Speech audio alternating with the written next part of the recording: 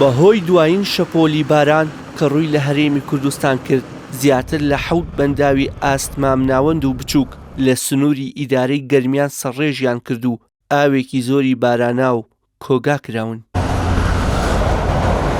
یەکێک لەو بەنداوانەی لە سنووری ئیدارەی گەرمیان سەرڕێژی کردووە بەنداوی دێوانەیە کە توانای گلدانەوەی نزیکەی 20 ملیۆن مەتر سێجا ئاوی هەیە و دەکەوێتە قەزای دەربەندیخانەوە. ئەم شەپۆلی بارانبارین ڕووی کردوتە هەرێمی کوردستان و دەرفەتێکی باش بوو بۆ گلدانەوەی ئاو و زۆربەی بەنداوە بچووکەکانی گەرمیانمان پڕ بۆ و سەرڕێژ بووە و هەمویان سەرڕێژ بوون، هەرچی بەنداومان هەیە لە گەرمیان سەرڕێژ بوو. بە ژمارە پێمان بڵێ چەند بەنداو سەرڕێژ بووە؟ ئەگەر نزیکی هەشت بەنداومان هەیە لە گەرمیان کە ئێستا ئاو گلە دەنەوەتوانای گلدانەوە ئاویانەیە سەرڕێژ بووە.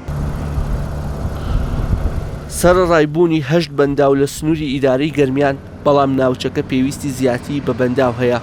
ساڵی 2013 دەست بە دروستکردنی بەنداوی باوەنور کرا، بڕیار بوو لە ماوەی 4 ساڵدا کارەکانی تەواو ببێت، بەڵام 9 ساڵ بەسەر وادەکەیدا تێپەڕیوە و تەنیا لە 18% کارەکانی تەواو بووە. ئەندازیاری پرۆژەکەش دەڵێ لە پلانماندایە تا 2 ساڵ و نیوی دیکە بەنداوەکە تەواو بکەین و ئەو کات دەتوانین 30 ملیۆن مەتر سێجا ئاو گل بدەینەوە.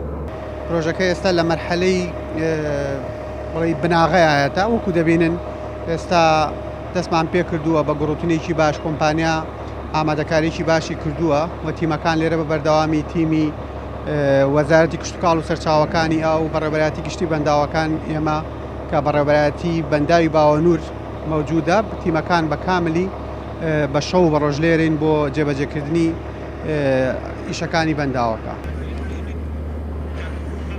بەنداوی خۆرنەوەزانیش لە ناوچەی داودەی سەر بە قەزای خورماتوو بە هەمان دەردی بەنداوی باوەنور چووە و تا ئێستا نەتوانراوە ئاوی تێدا گل بدرێتەوە.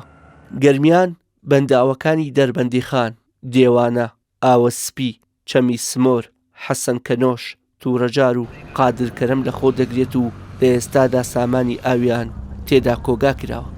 وشیار محەممەد، کەناڵی ئاسمانی پەیام، سنووری ئیدارەی گەرمیان.